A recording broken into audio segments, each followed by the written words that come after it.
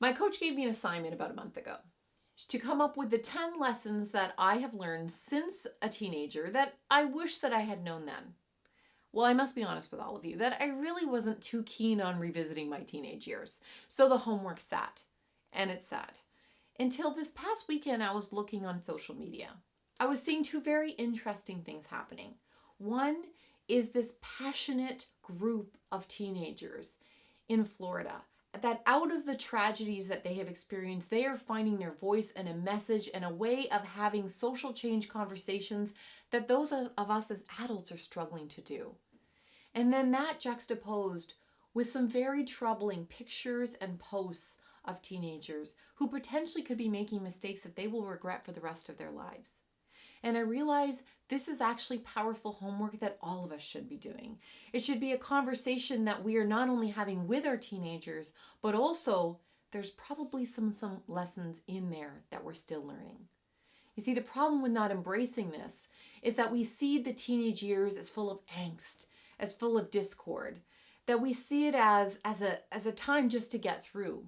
And in actual fact, it's proving ground. It's a way of you being able to struggle through things and find your voice and meaning when you don't necessarily have the mortgage that you have to manage in the background.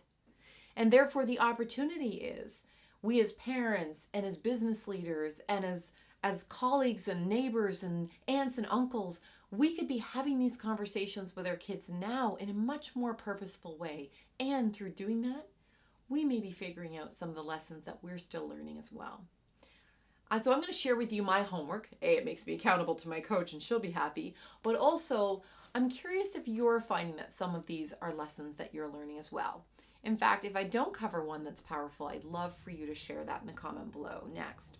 Okay, number 1, this too shall pass. Didn't we learn that in Hamlet about how patience is a virtue? Are you still struggling with patience like me? Number 2, your mess is your message. As speakers, we often talk about those are the most important juicy stories.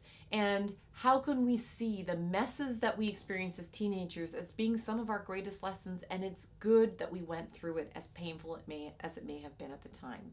And let's face it, as adults, we still have a lot of mess that we continue to work through. Number 3, the world isn't always ready for you. My great aunt, who was this incredible businesswoman, despite the fact she'd been born to meager beginnings, and that she was a very demure 5'11" 4/4, as she called it, she would say to me, you know, Sarah, the world isn't always ready for you. Just go and be yourself and wait for them to catch up. And man, was that an important thing for me to hear when I was 13 years old and very different from all the other kids.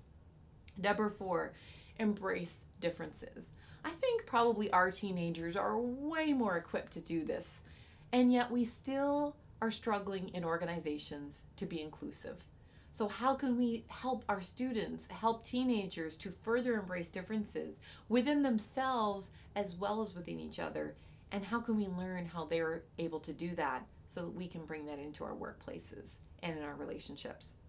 Number 5, find your voice. And again, what we're seeing out of these teenagers who I just so absolutely admire, as I'm sure you do, out of Florida, they are finding their voice and creating social change and a discord that absolutely needs to happen. Number 6, your best friend is already within your gut. Oh, the times that I wish that I had listened to my gut instinct until I realized that that was really my most accurate internal compass. And I continue to learn this lesson time and time again. Number 7, sleep is important.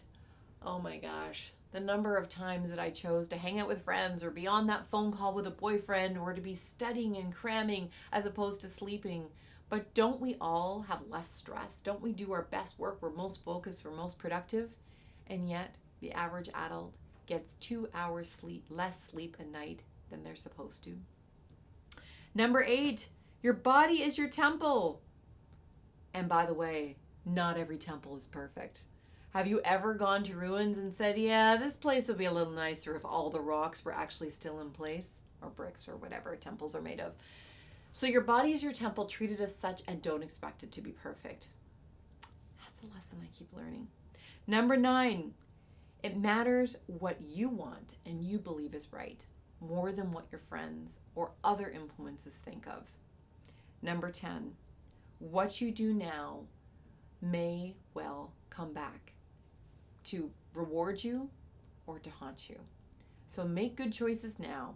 Follow your own internal compass. Follow your gut. It won't serve you wrong. As soon as you ignore it, that's where the trouble happens.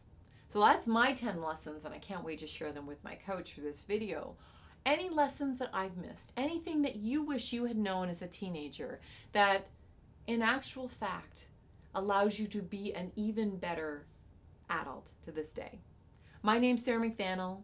Thanks for joining us on Greatness Magnified Work Family Life. Feel free to share this video if you think it'd be helpful with your teenagers, with your colleagues, with your friends. And in the meantime, be well and be great.